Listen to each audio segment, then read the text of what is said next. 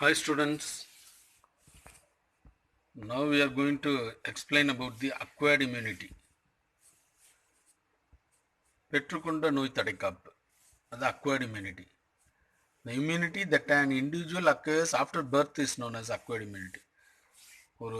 ஒரு உயிரி பிறந்ததுக்கு அப்புறம் தன்னோட வாழ்நாளில் பெற்றுக்கொண்ட அந்த நோய் தடைக்காப்புக்கு பேர் acquired immunity.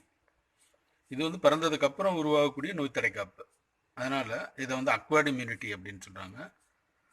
It is the body's resistance to specific pathogen.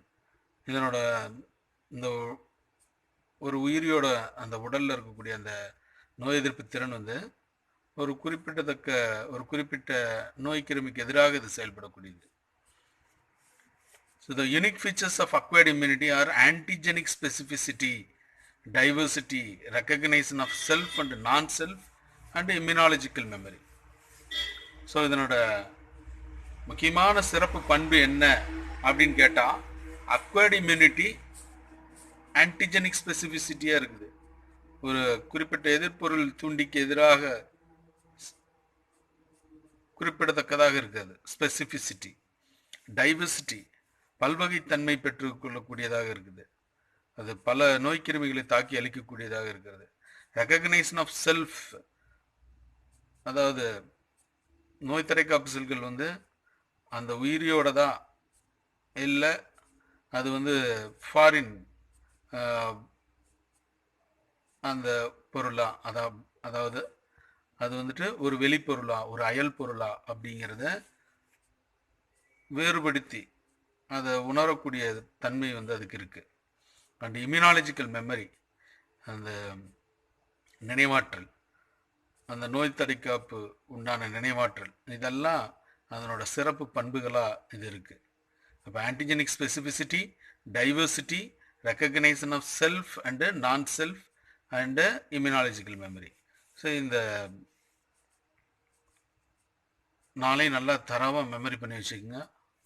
It is very very important. Next, components of acquired immunity. பெற்றுக்கொண்ட நோய் தடைக்காப்போட பகுதி பொருட்கள் என்ன அப்படிங்கிறது தான். Acquired immunity has a 2 components. என்ன? Cell mediated immunity and antibody mediated or humoral immunity அப்படிங்கிறோம். செல் மீடியேட்டட் இம்யூனிட்டினா செல் வழி நோய் தடைக்காப்பு அப்படின்னு சொல்கிறாங்க. ஆன்டிபாடி மீடியேட்டட் இம்யூனிட்டினா எதிர்ப்பொருள் வழி நோய் தடைக்காப்பு, இல்லைன்னா திரவ வழி நோய் தடைக்காப்பு அப்படின்னு சொல்லுவாங்க. So what is cell mediated immunity? Cell mediated immunity, when pathogens are destroyed by cells without producing antibodies.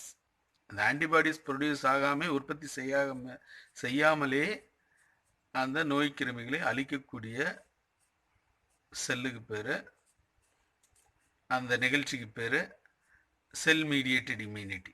when pathogens are destroyed by cells without producing the antibody. Cell வந்து ஒரு ஆன்டிபாடியை ப்ரொடியூஸ் பண்ணாமையே தானாகவே அந்த செல்லே வந்துட்டு அந்த பேத்தோஜனை அழிக்கக்கூடிய நிலைக்கு பேர் தான் செல் மீடியேட்டட் இம்யூனிட்டி.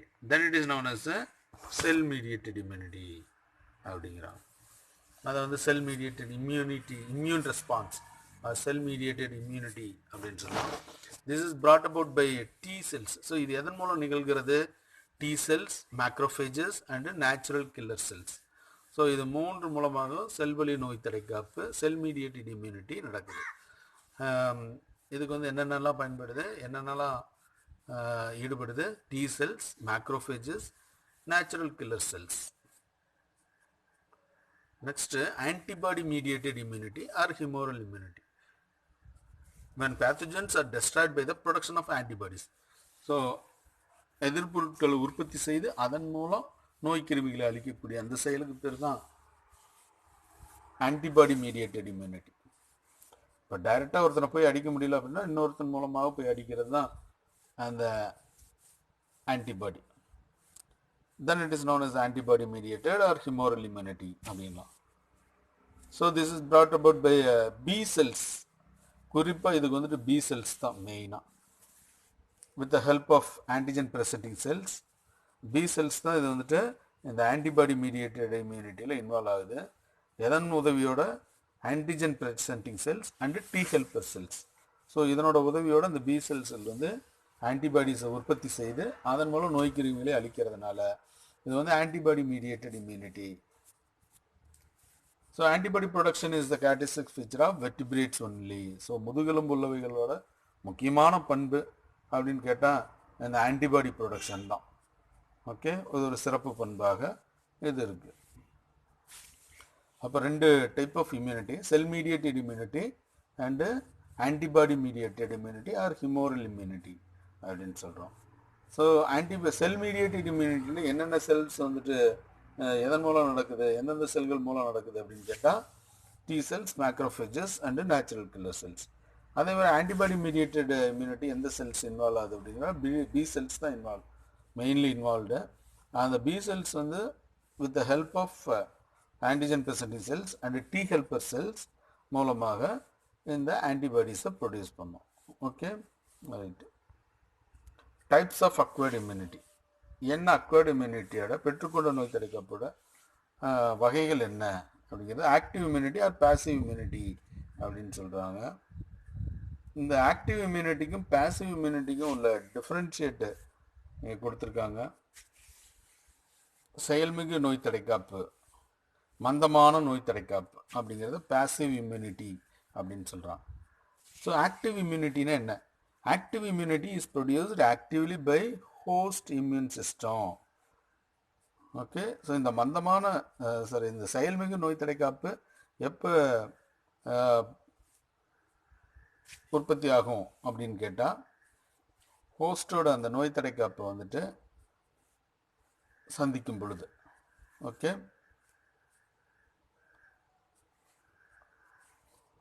அதே மாதிரி பாசிவ் இம்யூனிட்டி பார்த்தீங்கன்னா is received passively and there is no active host participation. So இது வந்துட்டு பார்த்தீங்கன்னா அந்த விருந்தோம்பியோட பார்ட்டிசிபேஷன் இருக்காது, அந்த செயல்மிகு நோய் தடைக்காப்பு இருக்காது. இது வந்து ஒரு மந்தமான செயலாக இது நடக்குது.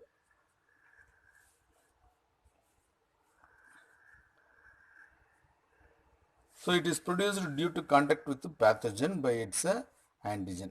ஸோ இந்த செயல்மிகு நோய் தடைக்காப்பு எப்போ உற்பத்தி ஆகும் அப்படின்னு கேட்டால் ஒரு நோய் கிருமியை நம்மளோட இம்யூன் சிஸ்டம் இல்லைனா ஆன்டிஜென்ஸ் வந்து எதிர்கொள்ளும் போது இது ப்ரொடியூஸ் ஆகும். இது வந்துட்டு பார்த்தீங்கன்னா passive immunity is produced due to antibodies obtained from outside. So இதனால் வந்துட்டு ஆன்டிபாடிஸ் வந்துட்டு நம்ம வெளியிலிருந்து இது எடுத்துக்கிறதுனால இந்த பாசிவ் இம்யூனிட்டி ப்ரொடியூஸ் ஆகும். ஓகே, அடுத்து it is durable and effective in protection. So இது வந்துட்டு நீடித்து இருக்கக்கூடிய ஒரு நோய் தடைக்காப்பு, இது ஆக்டிவ் இம்யூனிட்டி. அண்டு நல்ல எஃபெக்டிவ், பாதுகாப்பானதாக ஒரு நோய் தடைக்காப்பாக இது இருக்குது. And it is a transient and less effective. So இது வந்து என்ன சொல்கிறாங்க, இது வந்து விளைவுகள் வந்துட்டு எஃபெக்டிவ், இதனோட பயன்பாடு வந்து கம்மியாக தான் இருக்கும் அப்படின்னு சொல்கிறாங்க. Immunological memory is present. So அந்த நோய் தடைக்காப்பு நினைவாற்றல் வந்துட்டு இது அதிகமாக இருக்கும், இது வந்து மெமரி தேவையில்லை அப்படிங்கிறான். So booster effect on subsequent dose is possible. Okay, அடுத்தடுத்து நம்ம வந்துட்டு அந்த நோய் கிருமிகளை எதிர்க்கக்கூடிய அந்த இது வந்துட்டு பாசிபிள் அப்படின்னு சொல்கிறாங்க. இதுக்கு வந்து சப்சிக்வெண்ட் டோஸ் கொடுக்குறோம் அப்படின்னா, அடுத்தடுத்த டோஸ் வந்து கொடுக்குறோம் அப்படின்னா அது வந்து லெஸ் எஃபெக்டிவாக தான் இருக்கும் அப்படின்னு சொல்கிறோம். ஸோ இது வந்துட்டு இம்யூனிட்டி, அதாவது active immunity is effective only after short period. So இந்த செயல்மிகு நோய் தடைக்காப்பு வந்துட்டு குறைந்த காலமே இருக்கக்கூடியது. இது வந்துட்டு இந்த மாதிரியான இம்யூனிட்டி வந்துட்டு உடனடியாக ப்ரொடியூஸ் ஆகும் அப்படிங்கிறது தான் சொல்கிறான். இம்யூனிட்டி டெவலப்ஸ் இம்மீடியட்லி அப்படிங்கிறான். ஸோ இந்த வகையான அந்த ஆக்டிவ் இம்யூனிட்டி தான் வந்துட்டு குறைந்த காலமே இருக்கக்கூடியது. ஓகே, இந்த பாசிவ் இம்யூனிட்டி வந்து உடனடியாக உருவாகக்கூடியதாக இது இருக்குது. ஏன்னா வெளியிலிருந்து ஆன்டிபாடிஸ் வாங்கிக்கிறதுனால அது வந்துட்டு passive immunity அப்படிங்கிறோம். So the immunological resistance developed by the organism through the production of antibodies. So அந்த நோய் தடைக்காப்பு திறன் வந்து அந்த எதிர்ப்பு திறன் வந்துட்டு ஒரு ஆர்கானிசத்தில் டெவலப் ஆகுது அப்படின்னாவே எது மூலமாக அந்த ப்ரொடக்ஷன் ஆஃப் ஆன்டிபாடிஸை உற்பத்தி செய்கிறதுனால நம்ம உடம்பு வந்துட்டு அந்த ஆன்டிபாடிஸை ப்ரொடியூஸ் பண்ணுறதுனால ஏற்படுகிறது active immunity. Active immunity is acquired through the use of person's immune response. Okay, இந்த ஆக்டிவ் இம்யூனிட்டி எப்போ பெறப்படுகிறது? Through the use of person's immune response. அந்த ஒரு மனிதனோட அந்த பர்சனோட அந்த நபரோட தடைக்காப்பு துலங்கள் பொறுத்து உருவாக்கப்படுகிறது. Which lead to the development of memory cells. So நினைவாற்றல் செல்கள் வந்துட்டு இது மூலம் உருவாக்கப்படுகிறது. நினைவாற்றல் செல்கள் உருவாக்கப்படுவதன் மூலமாக இந்த ஆக்டிவ் இம்யூனிட்டி டெவலப் ஆகுதுங்கிறோம். So the active immunity results from an infection or an immunization. So இந்த மந்தமான நோய் தடுப்பு எப்போ உருவாகும்? ஒரு நோய் உருவாகும் போதோ, நம்ம உடலை ஒரு நோய் தாக்கும் போதோ, இல்லை வந்துட்டு ஒரு வேக்சின் நோய் தடுப்பு மருந்து போடும்போதோ இந்த ஆக்டிவ் இம்யூனிட்டி தூண்டப்படுகிறது, உருவாக்கப்படுகிறது. அடுத்து வந்து பேசிவ் இம்யூனிட்டி. மந்தமான நோய் தடுப்பு does not acquire the body to produce antibody to antigen. So இந்த பேசிவ் இம்யூனிட்டிக்கு இந்த மந்தமான நோய் தடைக்காப்புக்கு வந்துட்டு ஆன்டிபாடிஸ் நம்ம உடம்பு ப்ரொடியூஸ் பண்ணணுன்ற அவசியம் இல்லை. அந்த ஆன்டிஜனுக்கு எகெயின்ஸ்டாக ஆன்டிபாடிஸை ப்ரொடியூஸ் பண்ணணுன்ற அவசியம் இல்லை. ஸோ அந்த ஆன்டிஜனுக்கு எகெயின்ஸ்டாக அந்த ஆன்டிபாடிஸை வெளியிலிருந்து இருந்ததுன்னா அதை நம்ம வந்து டைரெக்டாக எடுத்துக்கலாம். நம்ம உடம்பு அந்த ஆன்டிபாடிஸை ப்ரொடியூஸ் பண்ணணுன்ற அவசியம் இல்லை அப்படிங்கிறோம். ஸோ அதனால் அதை தான் பேசிவ் இம்யூனிட்டி, மந்தமான நோய் தடைக்காப்புன்னு சொல்கிறோம். So the antibodies are introduced from outside into the organism. So வெளியிலிருந்து அந்த ஆர்கானிசத்துக்கு அந்த உயிரினத்துக்கு உள்ளே செலுத்துகிறோம். அதுதான். So thus passive immunity is acquired without the activation of person's immune response. அதனால் இந்த மாதிரி இந்த passive immunity வந்துட்டு எப்படி நம்ம பெற்றுக்கொள்கிறோம்? Without activation of person's immune response. அந்த நபரோட நோய் தடைக்காப்பு துலங்களில் ஆக்டிவேட் பண்ணாமையே இந்த பேசிவ் இம்யூனிட்டி நம்ம பெற்றுக்கொள்கிறோம். அதனால் இதுக்கு வந்து நினைவாற்றல் தேவையில்லை. therefore there is no memory. அதனால் இதுக்கு நினைவாற்றல் தேவையில்லை அப்படிங்கிறோம். நெக்ஸ்ட் வந்து இம்யூன் ரெஸ்பான்சஸ். தடைக்காப்பு துலங்கல்கள் அப்படின்னா என்ன? Immune response. ஒரு தூண்டுதல் இருந்தால் அதுக்கு எதிரான ஆக்ஷன் இருக்கணும் இல்லையா? அதான் ரெஸ்பான்ஸு. ஓகே, ரெண்டு வகையான ரெஸ்பான்ஸ் இருக்குது. Primary response and secondary response. So இது டூயினோவில் பார்த்தீங்கன்னா ஒன்று சொல்லியிருக்கான். இந்த process of production of blood cells in the bone marrow. எலும்பு மஜ்ஜையில் உருவாகக்கூடிய அந்த ரத்த செல்கள் உருவாகக்கூடிய அந்த செயலுக்கு பேர், எலும்பு மஜ்ஜையில் ரத்த செல்கள் உருவாகக்கூடிய அந்த செயலுக்கு பேர் என்ன சொல்கிறான்? ஹெமட்டோபாய்சிஸ். ஹெமட்டோபாய்சிஸ் அப்படின்னு சொல்கிறோம். குருதியாக்கம் அப்படின்னு பேர், ஹெமட்டோபாய்சிஸ். ஸோ 2 மார்க் கொஸ்டினில் கேட்பாங்க. So the process of production of blood cells in the bone marrow is called haematopoiesis. Okay, அப்போ இம்யூன் ரெஸ்பான்ஸு 2 டைப்ஸ் இருக்குது. ஒன்று வந்து primary immune response and secondary immune response. So முதல் நிலை தடைக்காப்பு துலங்கள் அப்படின்னு சொல்லலாம். Primary immune response occurs when the pathogen come in contact with the immune system for the first time. முதல்ல நம்ம நோய் தடைக்காப்பு மண்டலத்தை அந்த பேத்தோஜன் வந்துட்டு தொடர்பு கொள்ளும்போது, நோய்க்கிருமி தொடர்பு கொள்ளும்போது இந்த முதல் நிலை தடைக்காப்பு துலங்கள் தூண்டப்படுகிறது, உருவாக்கப்படுகிறது. So during this time the immune system has to learn, recognize the antigen and produce antibody against it. So அது முதல்ல எதிர்கொள்கிறதுனால, அந்த நோய்க்கிருமி எதிர்கொள்கிறதுனால அதை பற்றி என்ன அப்படிங்கிறது அது தெரிஞ்சுக்குது. அதுக்கு உண்டான ஆன்டிஜனை ப்ரொடியூஸ் பண்ணுது. அந்த ஆன்டிபாடிஸை அதுக்கு எகெயின்ஸ்டாக ஆன்டிபாடிஸை ப்ரொடியூஸ் பண்ணுது. ஸோ அதனால் eventually produce the memory lymphocyte. So நினைவாற்றல் லிம்போசைட்டுகளை உருவாக்குகிறது. ஸோ அந்த பிரைமரி இம்யூன் ரெஸ்பான்ஸ் எப்படி இருக்கும்? ஏன்னா அது என்ன வகையான பேத்தோஜனை அதை பற்றி ஐடென்டிஃபை பண்ணி அது எந்த மாதிரி அழிக்கலாம் அப்படிங்கிறத அதுக்கு எந்த மாதிரி லிம்போசைட்டை நம்ம வந்து ப்ரொடியூஸ் பண்ணலாம், எப்படி ஆன்டிபாடிஸை ப்ரொடியூஸ் பண்ணலாம் அப்படிங்கிறத நம்மளோட இம்யூன் சிஸ்டம் வந்து அதை ரெஸ்பான்ஸ் பண்ணுறதுனால அதுக்கு வந்துட்டு டைம் கொஞ்சம் எடுத்துக்கும். அதனால் ப்ரைமரி இம்யூன் ரெஸ்பான்ஸ் வந்து ஸ்லோ அண்டு ஷார்ட் லிவ்டு. ஸ்லோவாக தான் அந்த ப்ராசஸ் நடக்கும், ஆனால் குறைந்த காலமே இருக்கக்கூடியதாக இருக்குது. செகண்டரி இம்யூன் ரெஸ்பான்ஸ், இப்போ ஃபஸ்ட் டைம் அதை வந்துட்டு ஒரு பேத்தோஜனை காண்டாக்ட் பண்ணும்போது நம்மளோட இம்யூன் சிஸ்டம் ஸ்லோவாக இருக்கும். ஆனால் அதே ஆன்டிஜனை வந்துட்டு அதே பேத்தோஜனை நம்மளோட இம்யூன் சிஸ்டம் செகண்ட் டைம் அதை பார்க்கும்போது ஏற்கனவே ரெக்கக்னைஸ் பண்ணி வச்சிருச்சு இல்லையா, இப்போ என்ன ஆகும், ஸ்லோவாக இருந்த ஃபாஸ்ட் ஆகிடும். சீக்கிரமாக ரெக்கக்னைஸ் பண்ணி ஐடென்டிஃபை பண்ணி அதுக்கு உண்டான ஆன்டிபாடிஸை சீக்கிரமாக ப்ரொடியூஸ் பண்ணி அது அந்த பேத்தோஜனை அழிச்சிடும். அதனால தான் இது செகண்டரி இம்யூன் ரெஸ்பான்ஸ் அப்படின்னு சொல்கிறோம். when a person is exposed to the same antigen again, திரும்ப அதே மாதிரியான ஆன்டிஜனை எதிர்கொள்ளும் போது இந்த செகண்டரி இம்யூன் ரெஸ்பான்ஸ் வந்து நடக்கும். ஸோ டூரிங் திஸ் டைம், இந்த டைமில் பார்த்தீங்கன்னா இம்யூனாலஜிக்கல் மெமரி ஹஸ் பீன் எஸ்டாப்ளைஸ்டு. அந்த நினைவாற்றல், அந்த நோய் தடைக்காப்பு திறன அந்த நினைவாற்றல் வந்துட்டு உருவாக்கப்படுகிறது. And the immune system can start producing the antibodies. So அந்த நினைவாற்றல் இருக்கிறதுனால ஆன்டிபாடிஸ் சீக்கிரமாக ப்ரொடியூஸ் ஆகிடும், உடனடியாக ஆன்டிபாடிஸ் வந்து ப்ரொடியூஸ் ஆகிடும். Within hours after recognising of the antigen, கொஞ்ச நேரத்துலேயே பார்த்தீங்கன்னா அந்த ஆன்டிஜனை வந்து ரெக்கக்னைஸ் பண்ணிடும். New army of plasma cells are generated. So ரத்தத்தில் வந்துட்டு பிளாஸ்மா செல்ஸ் வந்து சீக்கிரமாக உருவாக ஆரம்பிச்சிடும். வித்தின் 2 or 3 டேஸில் அது antibody concentration in the blood rises steeply. So 2-3 நாள்லேயே பார்த்தீங்கன்னா அதனோட ஆன்டிபாடியோட கான்சன்ட்ரேஷன் வந்துட்டு அதிகமாகிடுது. Much higher level than the primary response. முதல்நிலை தடைக்காப்பு துலங்களை விட இதில் வந்து 2-3 நாள்லேயே வந்துட்டு அதனோட ஆன்டிபாடி கான்சன்ட்ரேஷன் லெவல் வந்துட்டு பீக் லெவலில் போயிடும். ஓகேவா? This is also called booster response அப்படின்னு சொல்கிறோம். இது வந்து என்னென்னு சொல்கிறாங்க, பூஸ்டர் ரெஸ்பான்ஸ்.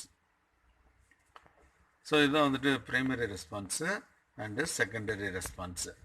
ஸோ அதுக்கு உண்டான டிஃப்ரென்ஷியேஷன் கொடுத்துருக்காங்க. நீங்கள் வந்து அதை நல்லா தரோ பண்ணிக்கணும். 2 மார்க் கொஸ்டின்லையோ இல்லை 3 மார்க் கொஸ்டினில் கண்டிப்பாக இதை கேட்பாங்க. It occurs as a result primary contact with an antigen. முதல்ல ஆன்டிஜனை எதிர்கொள்ளும் போது இந்த பிரைமரி ரெஸ்பான்ஸ் வந்து நடக்கும். செகண்டரி இம்யூன் ரெஸ்பான்ஸ் எப்போ நடக்கும், செகண்ட் டைம் அதே ஆன்டிஜனை எதிர்கொள்ளும் போது செகண்ட் டைம் இன்னும் கொஞ்சம் ஃபாஸ்ட்டாக உடனடியாக நடக்கும். அதான் சொல்கிறோம். செகண்ட் பாயிண்ட் பாருங்கள், antibody level reaches peak in 7 to 10 days. ஏன்னா இது வந்துட்டு அந்த பிரைமரி முதல்நிலை தடைக்காப்பு துலங்கள்ன்றதுனால கொஞ்சம் நாட்கள் எடுத்துக்கும். அதனால் 7 to 10 days ஆகும். ஆனால் இந்த antibody level reach peak in 3 to 5 days. 3 to 5 நாளுக்குள்ளேயே ஆன்டிபாடி லெவல் வந்து அதிகமாகிடும், அதனோட செறிவு வந்து அதிகமாகிடும். Prolonged period is required to establish the immunity. இந்த வகையான நோய் தடைக்காப்புக்கு அதிக காலம் தேவைப்படுது. இதுக்கு வந்துட்டு பார்த்தீங்கன்னா குறைந்த காலமே தேவைப்படும். ஏன்னா ஃபஸ்ட் டைமு ரெஸ்பான்ஸ் எடுத்துக்கிட்டு அதுக்கு அதிக காலம் எடுத்துக்கிச்சு. செகண்ட் டைமுக்கு வந்து அதனோட டைம் வந்து பீரியட் வந்து குறையும்.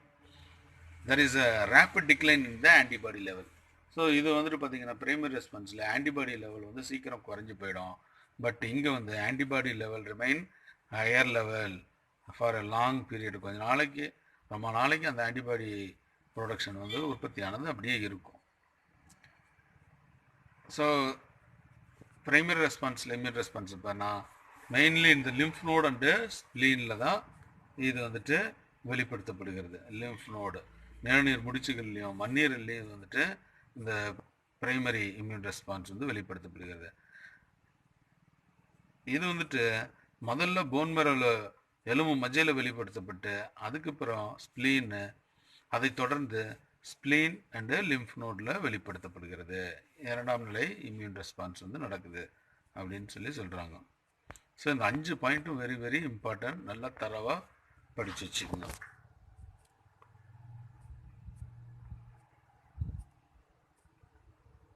நெக்ஸ்ட் வந்துட்டு இந்த லிம்ஃபாய்டு ஆர்கன் அப்படின்னு ஒன்று சொல்கிறாங்க. Lymphoid organs.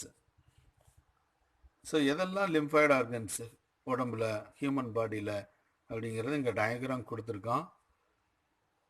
ஸோ அதில் வந்துட்டு primary lymphoid organs, secondary lymphoid ஆர்கன்ஸ்னு 2 இருக்குது.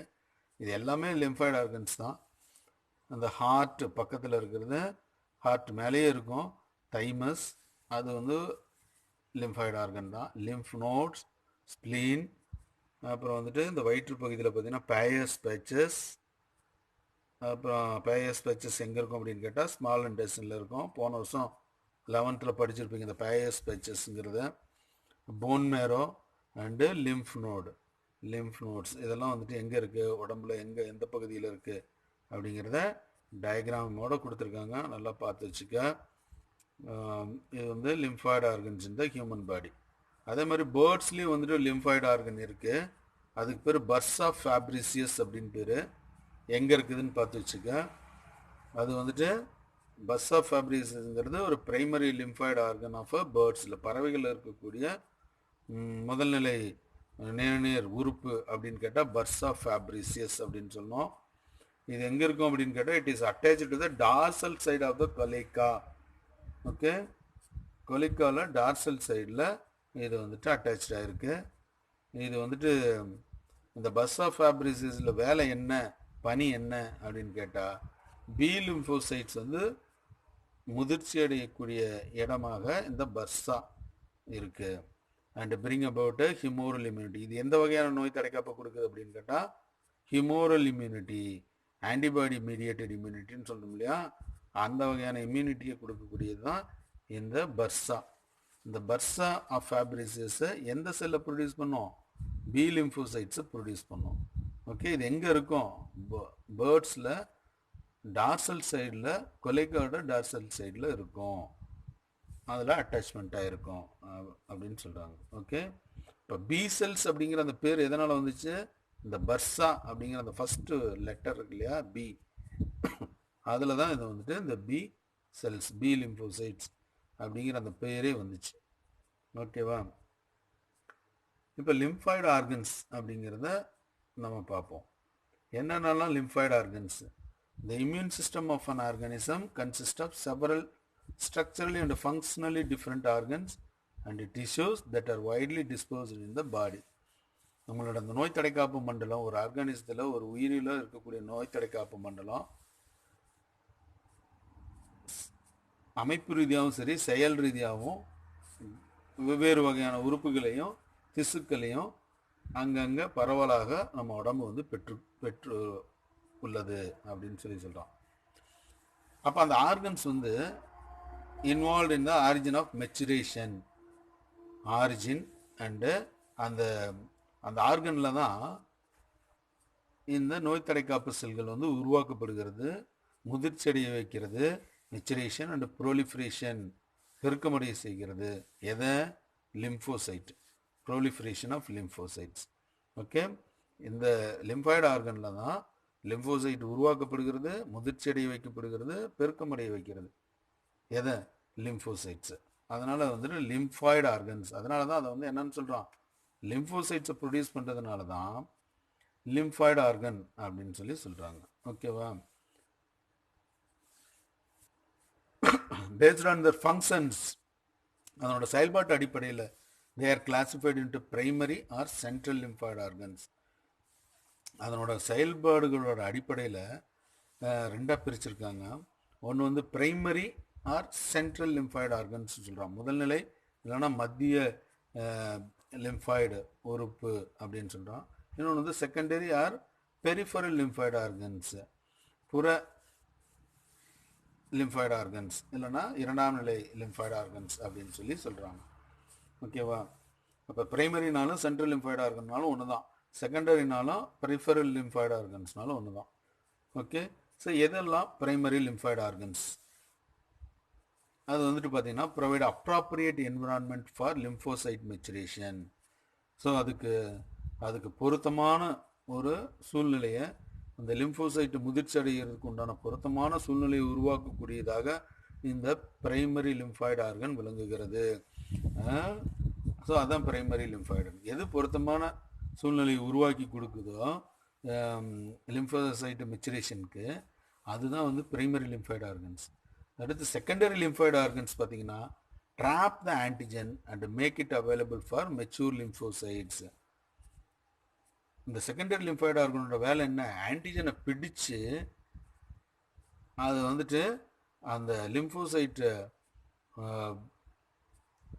முதிர்ச்சி அடைகிறதுக்கு உண்டான வேலைகளை இது வந்து கொடுக்குது.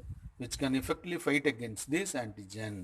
ஸோ அந்த முதிர்ச்சி அடைந்த லிம்ஃபோசைட்டுகள் இருக்குது இல்லையா, அதை வந்துட்டு இன்வால்வ் பண்ண அந்த ஆன்டிஜனை அழிக்கிறதுக்கு உண்டான அந்த ஆன்டிஜனுக்கு எதிராக எதிர்க்கக்கூடிய அந்த ஆற்றலை இந்த செகண்டரி லிம்ஃபாய்டு ஆர்கன்ஸ் தான் கொடுக்குது. ஓகே, அப்போ செகண்டரி லிம்ஃபாய்டு ஆர்கன் என்ன பண்ணோம்? அந்த ஆன்டிஜனை பிடிச்சு அந்த மெச்சூரான அந்த லிம்ஃபோசைட்டை அந்த ஆன்டிஜனோட சண்டை போட வைக்குது. ஓகே, அதனோட வேலை தான் இந்த செகண்டரி லிம்ஃபாய்டு ஆர்கனோட வேலை. ஸோ எதெல்லாம் பிரைமரி லிம்ஃபாய்டு ஆர்கன்? அதான் நான் சொன்னேன். Bursa of Fabricius of birds. மனிதனில் பார்த்தீங்கன்னா bone marrow and thymus gland of mammals, இதெல்லாம் constitute the primary lymphoid organs. So அந்த பாலுபுற்றுகளில் காணப்படக்கூடிய தைமஸ் கிளாண்டு, போன் மேரோ, இதெல்லாம் வந்துட்டு பிரைமரி லிம்ஃபாய்டு ஆர்கன்ஸ். பேர்ட்ஸில் எது primary lymphoid organ? Bursa of Fabricius தான் பிரைமரி லிம்ஃபாய்டு ஆர்கன்ஸ். ஸோ இது வந்து constitute the primary lymphoid organs involve in the production and early selection of lymphocytes. So அதனால் இந்த lymphoid organs லிம்ஃபோசைட்ஸை வந்து உற்பத்தி செய்யக்கூடிய ஆரம்ப நிலையில் இருக்கக்கூடிய இந்த லிம்ஃபோசைட்ஸ்லாம் இந்த பிரைமரி லிம்ஃபாய்டு ஆர்கன்ஸ் தான் ப்ரொடியூஸ் பண்ணும். These lymphocytes become dedicated to a particular antigenic specificity. ஒரு குறிப்பிட்ட ஆன்டிஜனுக்கு எதிராக செயல்படக்கூடியதாக இது இந்த லிம்ஃபோசைட்ஸ் இருக்கும். Only when lymphocytes mature in the primary lymphoid organs, they become immunocompetent cells. இந்த லிம்ஃபோசைட்ஸ் மெச்சூர் ஆனோன்னா இந்த பிரைமரி லிம்ஃபாய்டு ஆர்கன்ஸில் தான் இது வந்துட்டு நோய் எதிர்க்கக்கூடிய தன்மையை பெற்றுக்கொள்கிறது. Primary lymphoid become immunocompetent cells. அந்த நோய் எதிர்க்கக்கூடிய செல்களாக எப்போ மாறுது? அந்த லிம்ஃபோசைட்ஸில் மெச்சூர் ஆனதுக்கப்புறம். அது பிரைமரி லிம்ஃபாய்டு ஆர்கனில் தான் அது வந்துட்டு அந்த இம்யூனோகாம்படென்ட் செல்லாக மாற்றப்படுகிறது. இன் மேமல்ஸில் பார்த்தீங்கன்னா B cell maturation occurs in the bone மேரோ.